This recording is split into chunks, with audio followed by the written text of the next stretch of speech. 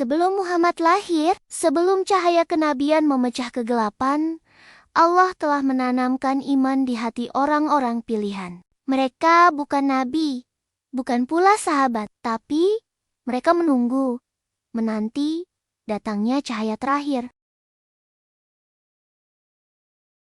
Raja Tuba, berpakaian jubah kebesaran, berdiri di balkon tinggi menatap utara, arah Makkah. Matanya redup, tapi dalam. Ada kegelisahan yang tak bisa dijelaskan. Aku punya segalanya, gumam sang raja. Tapi jiwaku terasa kosong. Dia adalah Raja Tuba, penguasa besar bangsa Himyar, namanya ditakuti. Tapi hatinya rindu akan sesuatu yang lebih besar dari kekuasaan. Malam itu, ia memandangi bintang-bintang. Sang penasihat masuk, memberi kabar. Wahai raja, di utara ada rumah tua. Orang-orang menyebutnya Ka'bah. Mereka mengagungkannya, meski tak tahu mengapa. Tuba terdiam. Rumah Tuhan di bumi? Tanyanya perlahan. Kita akan pergi ke sana. Ribuan pasukan menembus padang pasir. Debu beterbangan, suara kuda, teriakan prajurit, gema takbir samar terdengar di kejauhan. Jauh dan melelahkan. Dari lembah Yaman menuju tanah Hijaz, raja ini mencari sesuatu yang belum ia pahami, kebenaran. Namun ketika tiba di dekat Makkah, orang-orang Quraisy menolak kedatangannya. Kami tak izinkan kau masuk ke rumah suci kami. Raja marah. Pedangnya hampir terhunus. Tapi dua ulama Yahudi dari Yatsrib datang menghampiri. Wahai raja, kata mereka lembut.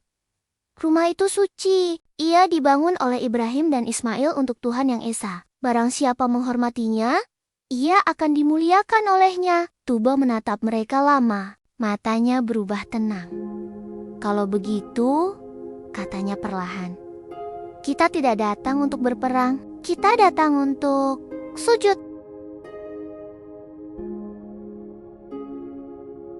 Menanggalkan mahkotanya, ia turun dari kudanya, berjalan kaki ke arah Ka'bah. Ia menyentuh batu hitam dengan penuh hormat. Inilah rumah Tuhan di bumi, katanya lirih. Ia kemudian memerintahkan agar Ka'bah ditutupi kain halus dari Yaman. Itulah kisah pertama dalam sejarah. Penutup Ka'bah yang mulia. Seorang raja menundukkan mahkotanya di hadapan Tuhan. Ia tak tahu siapa nabi yang akan datang, tapi ia tahu kebenaran itu nyata.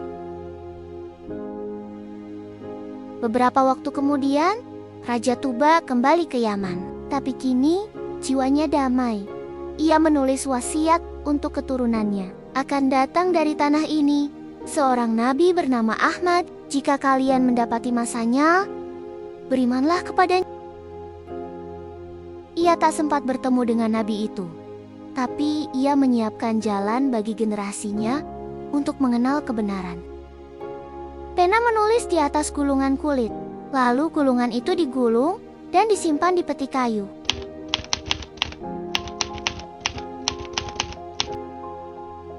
Pasir berganti zaman.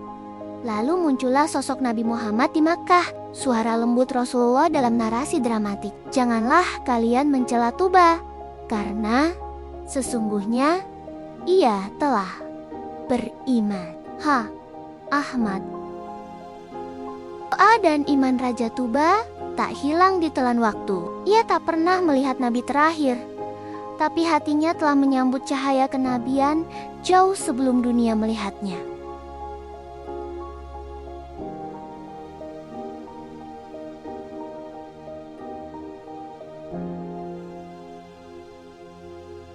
Kadang Allah memilih hambanya di tempat yang tak disangka. Di istana raja, di padang pasir, di hati yang gelisah. Karena kebenaran tak menunggu zaman. Ia selalu hidup, menunggu datangnya cahaya.